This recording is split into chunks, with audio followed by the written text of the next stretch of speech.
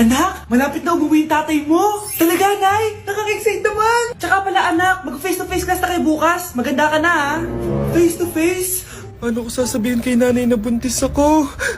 A few moments later. Kain ka lang, anak, ha? Ah, sige po, Nay.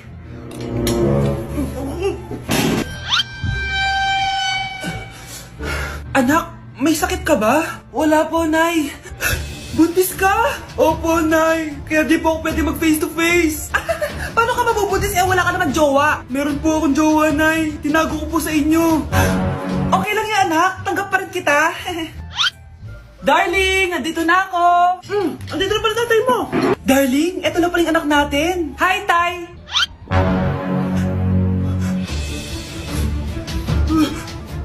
May problema ba? Darling, magpapaliwanag ako. Nay, siya po yung sinasabi ko na boyfriend ko.